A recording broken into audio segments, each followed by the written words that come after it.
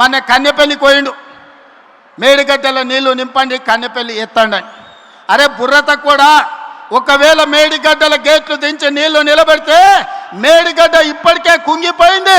రేపు తెగిపోతే భద్రాచలం రాముడే ఉండర్రా, 44 ఊర్లు ఖమ్మం జిల్లాలో కొట్టుకోపోతే దుర్మార్గుడా. నీ లుచ్చ రాజకీయాల కోసం మేడిగడ్డ నింపాలి, భద్రాచలం కొట్టుకుపోయేటట్టు చెయ్యాలా అని అడిగితే నోట్లో మాట లేదు. తెల్లారే అలా బావొచ్చాడు. ఇగో అజ్ఞానపు ఆ మంత్రి చెప్పే మాట, దాన్ని ఈ మూర్ఖపు ముఖ్యమంత్రి కూడా సమర్థిస్తున్న మాట. భద్రాచలం కొట్టుకుపోతుంది, 44 ఊళ్ళు కొట్టుకుపోతే సిగ్గుపోతుంది మాట్లాడితే. ప్రజలు కూడా తెలవాలి, రైతులకు. రైతు సోదరులారా, ఇప్పుడు మేము చెప్తున్న మాట, కన్నెపల్లి నుంచి వెళ్ళి ఏవైతే 10 టీఎంసీల నీళ్ళు పోతున్నాయో అందులో నుంచి 2 టీఎంసీలు ఎత్తి పైకి తీసుకొస్తున్నాం. ఈ మూర్ఖులు చెప్పే మాట ప్రకారం ఈ నీళ్లు మళ్ళీ కిందికి జారి వెళ్ళిపోయినా ఈ 2 టీఎంసీలు అండ కలుస్తాయి. రిపోర్టర్ మిత్రులు కూడా వినాలి.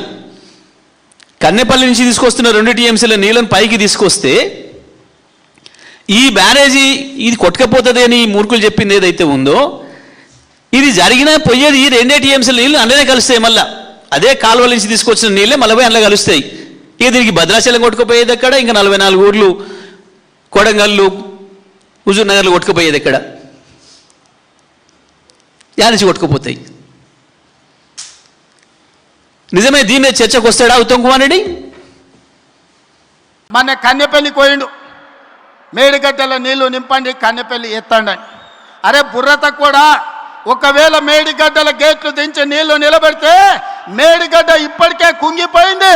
రేపు తెగిపోతే భద్రాచలం రాముడే ఉండర్రా, 44 ఊర్లు ఖమ్మం జిల్లాలో కొట్టుకుపోతే దుర్మార్గుడా.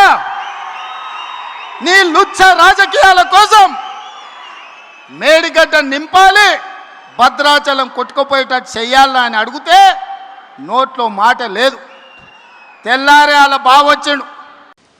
ఇగో అజ్ఞానపు ఆ మంత్రి చెప్పే మాట, దాన్ని ఈ మూర్ఖపు ముఖ్యమంత్రి కూడా సమర్థిస్తున్న మాట. భద్రాచలం కొట్టుకుపోతుంది, 44 ఊళ్ళు కొట్టుకుపోతే సిగ్గుపోతుంది మాట్లాడితే. ప్రజలు కూడా తెలవాలి, రైతులకు.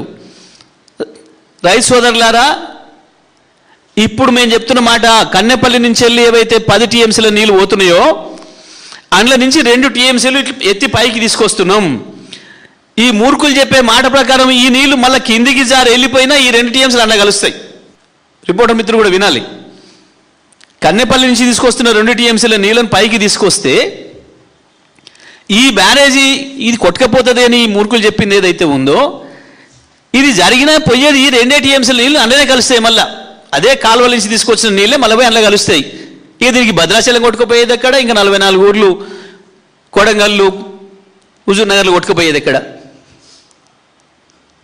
యా నుంచి కొట్టుకుపోతాయి. నిజమే దీన్నే చర్చకు వస్తాడా ఉత్తమ్ కుమార్ రెడ్డి?